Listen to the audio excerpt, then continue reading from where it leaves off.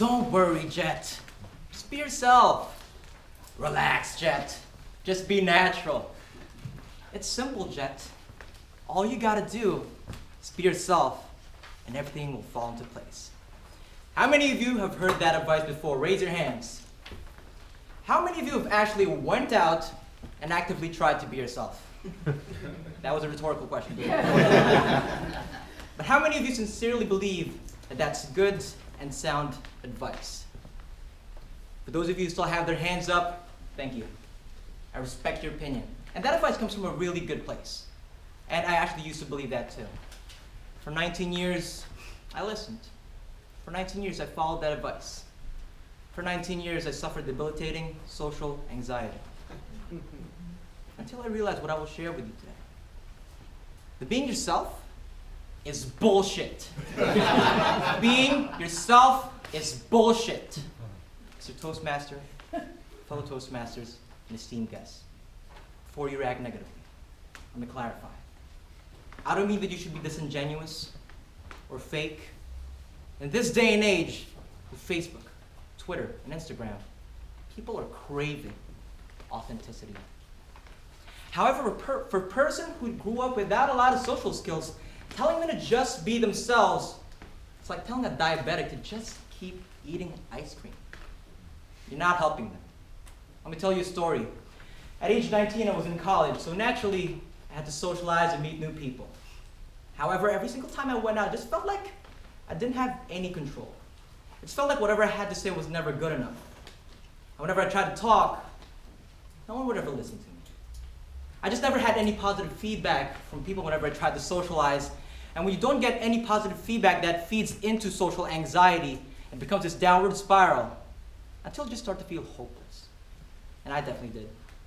I was just a shy, awkward, uncalibrated guy. At a certain point, I just had enough. I just didn't want to be that weirdo anymore. So what I did was I became obsessed with social dynamics. I want to meet someone awkward. I want to meet someone charismatic. And what I learned was that in social settings, awkwardness has less to do with who you are, more to do with your behavior. Specifically, there are micro behaviors / principles that confident, charismatic people do naturally. In fact, what you'll notice is that some of these principles merely require a minor shift in demeanor. Some of you might even question how trivial some of these principles are. But through time and repetition, as these principles become a part of who you are, I guarantee you that you will start to build a certain level of confidence and charisma that can never be taken away from you. And that's what I would like to share with you today. Are you ready? Yes. Yes. Perfect. First and foremost, it's not about what you say, it's about how you say it. If you have a hard time getting people to pay attention to you, I learned it's because your voice is just not cutting through the noise. Maybe you're not talking loud enough, or your tonality subcommunicates needy energy. So just be aware of how you sound. There are 3 tonalities that I would like to explain. There's seeking rapport, there's neutral rapport, and there's breaking rapport. Seeking rapport goes up, neutral rapport goes straight, breaking rapport goes down. Seeking rapport sounds like, hello everyone, my name is Jet. Neutral rapport sounds like, hello everyone, my name is Jet. And breaking rapport is, hello everyone, my name is Jet. Now, of those 3 tonalities, which of them sounded the most convincing? Anyone? Exactly, breaking rapport.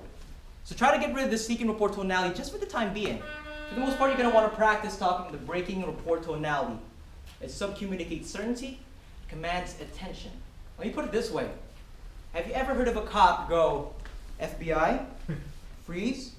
Of course not. It's always, FBI, freeze! I'm not telling you to yell at people. But just start being aware of the tonality, and right away, you'll see the difference in how people react to you. Next, remove your filters. For a lot of people who grew up introverted, they often suffer the phenomenon of running out of things to say. Anyone ever had that? Mm-hmm. Exactly. It's primarily because introverts like to analyze a lot. In our heads, it's always, oh, I don't know if what I have to say is good enough. We tend to not just talk for the sake of fun and connecting. Our brains just don't naturally work that way, for some reason. However, there are people out there who've cultivated this ability to talk nonstop, to have the gift of gab, the $1,000,000 mouthpiece. Whatever it is, it's achieved by lowering the standards on what you can or can't say. I want you to repeat this after me. Perception is reality. Perception is reality. You have to have the belief in your head that whatever you have to say is already good enough, simply because of the fact that it came out of your mouth. And this belief in and of itself is going to subcommunicate confident energy to other people. And lastly, maintain strong eye contact. Al Pacino in the movie Scarface once said, "The eyes, Chico, they never lie."